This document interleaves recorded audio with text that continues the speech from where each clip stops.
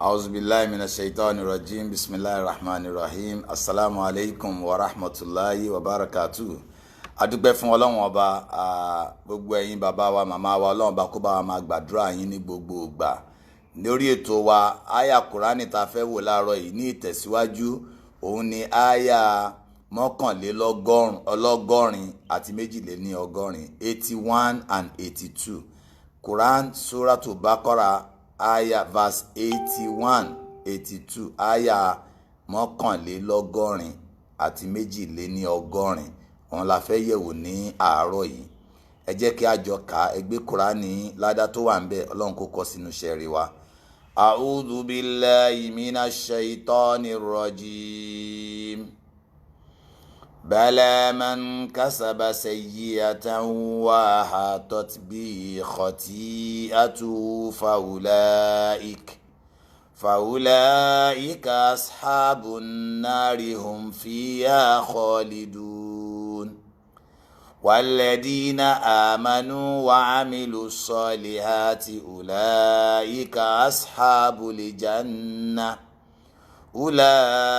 أصحاب الجنة هم فيها خالدون. Ọlọ́run ọba àlékè ọlá sọ pé bálà ọ̀rọ̀ rí bẹ́ẹ̀, man kasaba sayyi'atan, ẹnikẹ́ni tó bá ṣe iṣẹ́ ibi kan, ẹ̀rí ẹni tó bá ṣe iṣẹ́ ibi kan, wa ahatat bihi khati'atuhu, tí àwọn ẹ̀ṣẹ̀ rẹ̀ tó ṣẹ̀ yìí tó wá yí i ká, ulaika ashabun nar, àwọn eléyìí èrò inú iná ni wọ́n o, hum fiha khalidun, olùṣègbére ni wọ́n nínú ẹ̀. Ọlọ́run má ṣe wá lẹ́ni tó máa wọ̀nà, gbogbo yín ẹ̀ ní wọ̀nà tọmọtọmọ. Ọlọ́run wá ní walladina amanu wa amilu solihat, àmọ́ gbogbo ẹni tó bá gba ẹ̀mí Ọlọ́run ọba gbọ́ lódodo, tó tún wá ń ṣe àwọn iṣẹ́ rere, tó ń ṣe àwọn iṣẹ́ ìjọsìn, àwọn wọ̀nyí ulaika ashabul janna, àwọn tí ó wà lè janna rèé o, àwọn tí ó wọ ọgbà àdẹ̀ra rèé, hum fiha khalidun, inú ọgbà àlìjánná làwọn ó ti ṣe olùṣègbére. Ẹ bá rí ọ̀rọ̀ yìí ń tẹ̀síwájú lórí ohun tí a kà lánàá, lórí ibi táwọn Yẹhudi ti sọ yìí pé ọjọ́ díẹ̀ láálò nínú iná. Ọlọ́run wá ní ọ̀rọ̀ orí bẹ́ẹ̀ o, olùṣègbére nínú iná ni ẹnikẹ́ni tó bá ṣe Ọlọ́run ọba o. Àmọ́ ń tá a fẹ́ lò ń bẹ̀, òun ni gbólóhùn tọ́lọ́run ọba sọ, bala man kasaba sayyi'atan wa ahatat bihi khati'atuhu. Kì í ṣe báwa ṣe lérò, ọba déédé lọ́lọ́run. Ẹ̀rí pé ó ṣàlàyé ọ̀rọ̀ yìí nínú Suratu Nisa'i àyà 123 sí 124. Táwa bá rò bí ẹni pé ẹni tó ṣe bí kò ní jẹ̀yà níwájú Ọlọ́run, àbí ẹni tó ṣe rere kò ní gba ẹ̀san rẹ̀ lọ́dọ̀ Ọlọ́run. Irú àwa kan tá a sọ yìí pé èèyàn bá ṣaburú láyé, Ọlọ́run bá ti kọ́ lọ́mọ àlìjọ́nà ó lè máa ṣaburú lọ, ọ̀rọ̀ rí bẹ́ẹ̀ o. Ọlọ́run sọ nínú Suratu Nisa'i àyà 123, Ọlọ́run ní laysa bi amaniyikum, kì í ṣe bẹ́ẹ̀ ṣe rò ó ló máa rí o.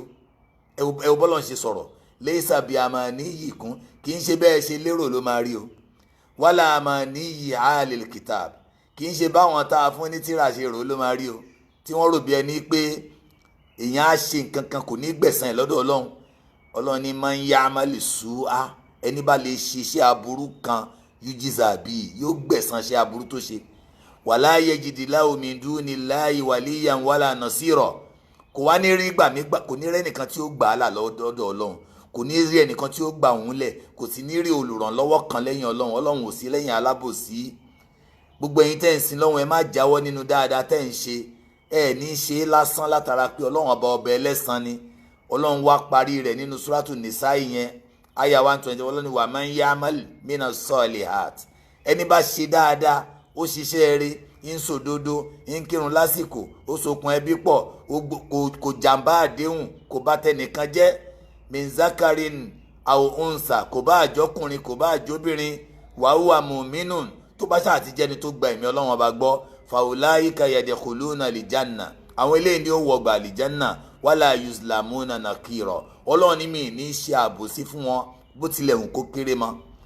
Nínú àyàtà kà láàárọ̀ yìí, Ọlọ́run ní bálà ọ̀rọ̀ orí bẹ́ẹ̀ ṣe ro, man kasaba sayyi'ata ẹnikẹ́ni tó bá ṣiṣẹ́ tó kéré níṣẹ́ aburú, ó bá tèèyàn jẹ́ ni, ó parọ́ mọ́ èèyàn ni, ìtọ́jú ẹ̀ ò tó ló ń sọ ni, ẹni tó jẹ́ ni yìí ló sọ dé ní àbùkù, àdéhùn tó ṣe ló múṣẹ ni, èpè ló ṣẹ́ fún èèyàn ni, tàbí ojókun ẹbí ni, àbí irun ló kínkí ni, àbí gbogbo àwọn tá a mọ̀ lẹ́ṣẹ̀ ká má fojú kéré ẹ̀. Ìgbà míì á sọ pé ẹ̀ṣẹ̀ kékeré leléyìí, ó wá ní wá àhàtọ́ ti bí khatiyatu, táwọn ẹ̀ṣẹ̀ kéékèèké tí wọ́n bá ti yípo èèyàn tó wá jẹ́ pé ẹ̀ṣẹ̀ kéékèèké wọ́n wá ń gorí ara wọn, ó ní kílẹ̀ mọ̀ tó máa ṣẹlẹ̀, àwọn náà máa ń fa ìparun fọ́pọ̀lọpọ̀ èèyàn.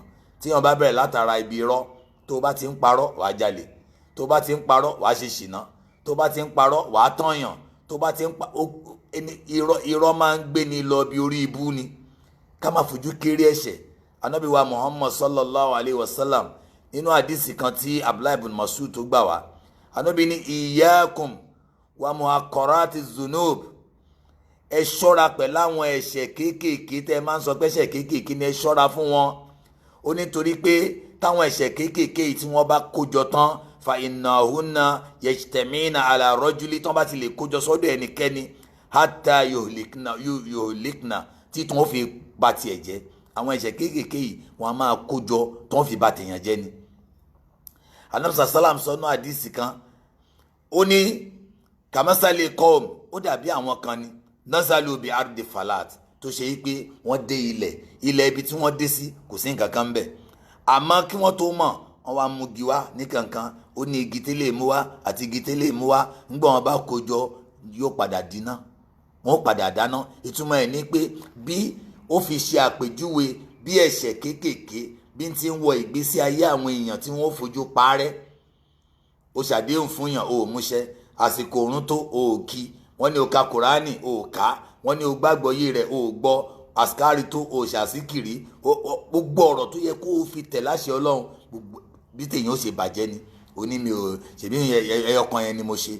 Ẹ má jẹ́ àfojú kéré ẹ̀. Ó ní ká bẹ̀rù àwọn ẹ̀ṣẹ̀ táwa rò pé ó kéré àmọ́ tó tóbi níwájú Ọlọ́run ọba. Nítorí Ọlọ́run ọba àlékè ọlá ń sọ fún wa ní pé gbogbo dáadáa tá a bá mọ̀ ká máa ṣe, dáadáa máa ń so mọ́ra wọn ni, báburú ti ń so mọ́ra wọn. Tẹ́ bá ráwọn ẹni ibi, ẹ rí i pé àwọn ẹni ibi máa ń láì kọ́ máa bẹ́ẹ̀ ní ibi rìn. Onírọ́ máa ń fẹ́ràn kó máa bónírọ́ rìn, oníṣìnà máa ń fẹ́ kó máa bóníṣìnà rìn. Gẹ́gẹ́ bẹ́ẹ̀ làwọn tí ń sin lọ́hùn máa ń nífẹ̀ẹ́ ara wọn. Ẹni tí ó ràn mí létí àsìkò oorun, kí n má bà tèèyàn jẹ́, kí tẹnìkan má bàjẹ́ lọ́wọ́ mi, kí n sokùn ẹbí pọ̀, kí n ṣe dáadáa sáwọn òbí mi, kí n ṣe dáadáa sáwọn ọmọ mi, gbogbo ohun tí n bá ń ṣe kí n má retí nǹkan kan lọ́wọ́ ẹ̀dá kan, kí n má torí Ọlọ́run ọba ṣe. Ẹni bá ti ń torí Ọlọ́run ọba ṣe nǹkan, àwọn eléyìí ẹ̀mí wọn máa balẹ̀ láyé, ẹ̀mí wọn máa balẹ̀ lálìkìyámọ̀. Tó bá ti rí pé o fẹ́ ṣe nǹkan fẹ́ dá, má retí nǹkan kan lọ́wọ́ ẹ̀dá yẹn, torí Ọlọ́run ọba ṣe. Tó bá ti torí Ọlọ́run ọba ṣe, nígbà tó o ti retí nǹkan kan lọ́wọ́ ẹ̀dá yẹn kò ní í sú ẹ. Àmọ́ tó o bá ti ń retí nǹkan lọ́wọ́ ẹ̀dá yẹn, ọ̀dọ̀ ẹ̀ náà ló ti gba ládàá rẹ̀ níjọ́ gbéra àlìkìyámọ̀. Kò sì sẹ́dá tó lè san ládàá àfọlọ́hun. ní tí iṣẹ́ eré fi ń sú àwọn èèyàn ní ìrètí irọ́, ká máa retí pé ó yẹ kọ́mọ èèyàn ṣe báyìí, adúrú tí mo ṣe fún ó yẹ kó ṣe báyìí. ìwọ ò ṣe soṣẹ́ rẹ mọ́ lọ́wọ́n ọba, kó wá wo tọ́lọ́wọ́n ọba ń ṣe síwọ, kó wò bóyá o tiẹ̀ tí ìṣẹ̀san fọ́lọ́hun. tó bá ti jọ́ lọ́hun la so nǹkan mọ́, iṣẹ́ rẹ ò ní sú wa. àní retí nǹkan kan lọ́wọ́ ẹnìkan kan, gbogbo ìgbà ni kó máa sọ wípé ẹnìkan ò jẹ mí ní nǹkan kan. kí ni túmọ̀ ẹnìkan ò jẹ mí ní nǹkan kan? òun ní pé ọlọ́run dá mi kí n wá sìn òun ni. ẹni ṣoore fún mi ó ṣe forí ara ẹ̀, ẹni ò sì ṣoore fún mi mi ò lè nígbà tó tọ́lọ́run ò tí ì dáwọ́ oore rẹ̀ dúró, ọlọ́run gangan ní máa ń ṣoore. ọmọ ìyá mi, ẹ má fojú kéré ẹ̀ṣẹ̀ ní tá à ń sọ lénìí, ẹ má sì fojú kéré iṣẹ́ rere. ẹ̀rí kó sọ fún Suratu Zilzal, ó ní wa man ya'mal mithqala dharratin khayran yarahu. tó bá jẹ́ dáadáa ló ṣe, kò sí bó ṣe kéré tó, wàá padà gbẹ̀san ìjọ́ gbẹ̀dàlẹ̀ kíámọ̀. ẹ má jẹ́ kó sú yín, ìwọ̀nba tó o bá ní kò fi ṣe. ṣáàjẹ́ kẹ́mi ẹ máa mọ́ gbogbo ìgbà pé ní tí mo lágbára àti ṣe rè. bọ́ ní ọyàn náà fúlà 100 kan, bó jẹ́ 2 ló lè yàn, ó gbà ládàá. gẹ́gẹ́ bẹ́ẹ̀ náà tó bá rẹni tó ń parọ́ kàbìtìkàbìtì, má parọ́ kékeré, irọ́ ni irọ́ ń jẹ́ níwájú Ọlọ́run. ẹ má fara wé wọn. tẹ́ bá rẹni tó ń ba tèèyàn jẹ́, ẹ ọ̀rọ̀ rẹ̀ ní kẹ́yìn sọ, ẹ má sọ̀rọ̀ ẹ̀yìn, ẹ má ṣépè, ẹ má bà tẹnìkan jẹ́, ẹ kàn máa ṣoṣẹ́ tí yín mọ́ Ọlọ́run. Ọlọ́run ó san yín lẹ́san rẹ̀. so ọlọ́run ní ṣe wá lẹ́ni bí ẹni tó ń tọrọ pé ọlọ́run Allahumma inna nas'aluka al-janna ọlọ́run jẹ́ àwa al-janna wa ma qarraba ilayya min qawli wa amal káwa náà ṣiṣẹ́ eré tí ń súnni má lè jọ náà ọ̀rọ̀ tí ń súnni mọ́bẹ̀ ni ká máa sọ ọ̀rọ̀ tí ó dà lúrú ká máa gbé àwọn irọ́ ìtójú wa tó àti tójú wa ò tó akọ̀tí bàtà àwọn èèyàn jẹ́ lọ rẹpẹtẹ ẹ jẹ́ ká gbìyànjú ọlọ́run bá á ṣàánú wa o ọlọ́run á ràn wá lọ́wọ́ o ọlọ́run á ṣe wá lẹ́ni tó ń torí ọlọ́run ṣe nǹkan tí ò torí ayé ṣe nǹkan kan lágbára ọlọ́run tá a bá ti parí ẹ̀sìn a máa bẹ̀rẹ̀ àsìkiri wa tá a máa ń ṣe lójoojúmọ́ ẹ má jẹ́ kó sú yín gbogbo ohun tẹ́ ń ṣe ọlọ́run kọ sínú iṣẹ́ rere yín subhanallahi tó ṣe tó bá dijọ́ gbé dàlìkìyámọ̀ inú àwọn máa dùn ní pé mo máa dúpẹ́ kí mo rántí ṣe alihamudulilayi tá a ṣe Allahu akbar tá a ṣe àṣetá ni ò ní fẹ́ kẹ́ ẹ rántí ẹ̀ àsìkò tẹ́ bá ti gbọ́ pé a fẹ́ ṣe àsìkiri kẹ́yìn náà bẹ̀rẹ̀ sí ní ṣe ní gbogbo àyíká ìtẹ́ bá wà yóò máa kọ́ yín pé àṣebáyìí náà ṣe ń ṣe àṣe tí n bá ti ń pẹ́ lọ́run ní gbogbo ìgbà èmi kọ́ lẹ́nìkan ṣẹ̀ máa sọ fún mi pé ọ̀rọ̀ mi ń fàdúà òun la ṣe ní ẹ ṣàdúà kẹ́ má bàa ṣàdúà kí ni ìtumọ̀ rẹ̀ gbogbo ìgbà lọ́rọ̀ mùsùlùmí ń fàdúà gbogbo ìgbà kò dìgbà tó bá nídìí nǹkan gbogbo ìgbà la nídìí nǹkan a nídìí àlàáfíà a nídìí ẹ̀mí gígùn a nídìí àrísìkí ká máa tún dúpẹ́ lórí ntọ́lọ́wọ́n bá ti ṣe ọlọ́run ní kẹjẹ́ a máa yìn láàárọ̀ ká máa yìn lálẹ́ ẹni tó fẹ́ rí ọnu ọlọ́run yóò máa yin ọlọ́run ni ọlọ́run níjó sú wa láéláé tá a bá ti ṣe tán sìn kẹjọ́ yìn àṣkáàrì wa gbogbo bá a ṣe ń rìn yẹn ara tí ó jẹ́ alálàáfíà nìyẹn ẹlòmíì ọmọ alálàákàlà lórí oríṣiríṣi àwọn nǹkan kò sí ní tó fà ara rẹ̀ gan lálàáfíà ẹ̀mí rẹ̀ ò lálàáfíà bó jẹ́ nínú pálọ̀ rẹ̀ ló ti lè rìn bá a ṣe ń rìn kí wọn náà máa gbé ẹsẹ̀ àwọn dókítà wá sọ fún ẹ pé oògùn tó tó ò sí tó mú mi dáadáa tó wá rìn dáadáa tó lálàáfíà ẹ má kàn jókòó sójú kan òun ló jẹ́ kí báwa ṣe wá rìn yẹn a tún máa ṣe àsìkiri a máa yin ọlọ́run àṣetánì ó ti tẹ́ ẹ̀rí kò sí ọlọ́run bá lè gbogbo tá à ń wá ọlọ́run má ṣàìṣe fún wa ọlọ́run má jẹ́ ó sú wa o ẹ má jẹ́ ó sú yín o títí ìgbà tá a fi pàdé lọ́la lórí tafsiri tá à ń ṣe yìí ojoojúmọ́ ni ọlọ́run bá lè kí ọlá má jẹ́ ó sú wa tá a bá ti wá ń gbọ́ jẹ́ ká wa máa mú lò ọlọ́run má ṣe wá lẹ́ni tó ń gbọ́ lásán má sì ṣàwa náà lẹ́ni tí ń sọ lásán ọlọ́run jẹ́ ó wúlò fún wa àtẹ̀bí àtàrà yín àpadà sí aburú ní tọ́sẹ́nì kankan yín assalamu alaikum warahmatullahi wabarakatuh.